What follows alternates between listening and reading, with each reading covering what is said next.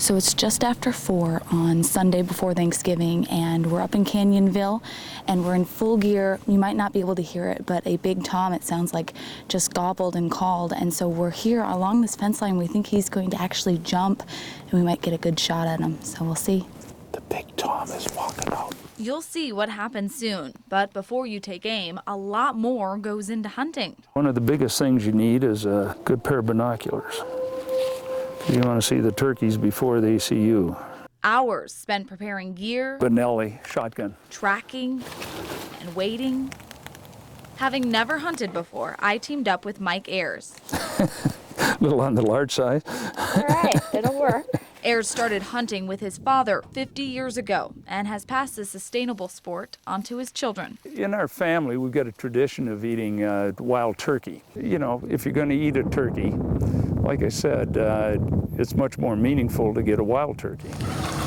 Also doesn't mean you're going to eat a wild turkey during Thanksgiving either. For our turkey hunt, we headed up to Canyonville, to ranch land that's been in the Briggs family since the 1850s. Turkey's like a combination of oak trees, open fields, hardwoods, and this place has got it all. Ayers has hunted here for years, and before Sunday's hunt, we toured the area, finding lots of turkeys. Probably 40 to 60 females and young turkeys. But most weren't what we wanted. We want to go after the big guys and try to find the big guys. Tom turkey that's 2 or 3 years old has been chased by cougars and coyotes and hawks and eagles and people. Part of the challenge is finding the big tom. A challenge because turkeys are not stupid. It can get to know the hunter's calls. In fact, most hunters will have 5 or 6 calls with them, and if they're caught by the turkey, they'll change their calls and change their calling pattern. Domesticated turkeys have given the wild turkeys a bad rap. The wild turkey was almost our national bird. They have, great qualities of, flying at 40 miles an hour and running at 30 miles an hour and seeing 180 degrees and seeing color. The only sense they don't have is sense of smell.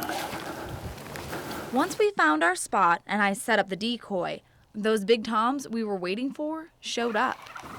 That's my Thanksgiving dinner walking away.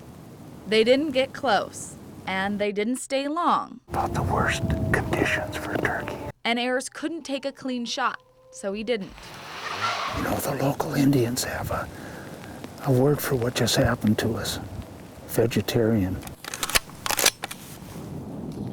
Do you remember those hens and jakes from earlier? On our walk back in the last moments before darkness, we found them. They too were ending their day, flying up to roost safely in the trees. There you go. So despite the right gear and the right decoys, we still didn't get a turkey today. Still, it's an experience you can be grateful for. Outside of Canyonville, Erin Maxson, Newswatch 12.